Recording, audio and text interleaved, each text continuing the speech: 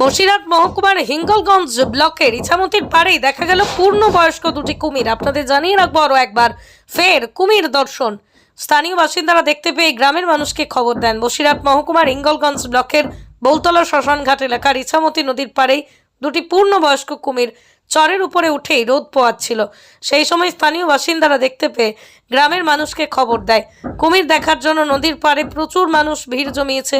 হঠাৎ করে ইছামতি নদীতে কুমির ঢুকে পড়ায় আতঙ্কিত হয়ে পড়েন মৎস্যজীবীরা। এক গ্রামের একাধিক মৎস্যজীবী মাছ ধরে, তাদের জীবন জীবিকা সেই মাছ ধরার উপর নির্ভর করেই। আর তাই নদীতে এই কুমির দেখার পর সাহস করছে না কেউ নামতে। গ্রামবাসীরা খবর দিয়েছে ইতিমধ্যেই হিঙ্গলগঞ্জ থানার পুলিশকে। অন্যদিকে কুমির দুটি উদ্ধার করার জন্য খবর দেওয়া হয়েছে বসিরহাট রেঞ্জের বন দপ্তরকে। স্থানীয় সূত্রে জানা যায় যে সুন্দরবনের জঙ্গল থেকে খাবারের অভাবেই লোকালয়ে চলে এসেছে এই দিক ভুল করে কুমির দুটি। কি দেখেছিলে? কুমির কত বড়? 6 ফুট। কত লোক দেখতে এলো এখানে? বহুত লোক এসেছিল দেখতে। আগে কোনোদিন দেখেছিলে এখানে? না, ওখানে দেখিনি, এই প্রথম দেখলাম। কোথায় এই জায়গাটা? কোথায় ইছামতি, ওই তো নদীর কোথায় এই জায়গাটার নাম কি? বলতলা। কি নাম তোমার? ময়না বিবি।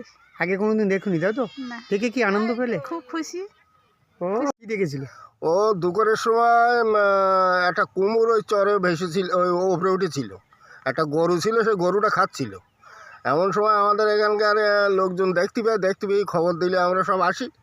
এসে দেখি যে দুটো কুমড় ছিল। একটা বড়টা ভেসে ওদিক চলে গেল, আর ছোটোটা এখানে ছিল।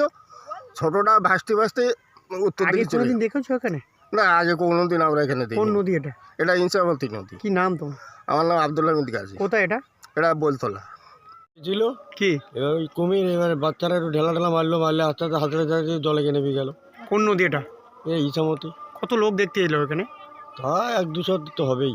দেখে কি আনন্দ পেলো সবাই? আনন্দ, প্রত্যেক বিরাট আনন্দ করতে পারবে। আগে কোনোদিন দেখুনি এখানে? না না, আমরা জীবনে দেখিনি। কোথায় এটা জায়গার নাম?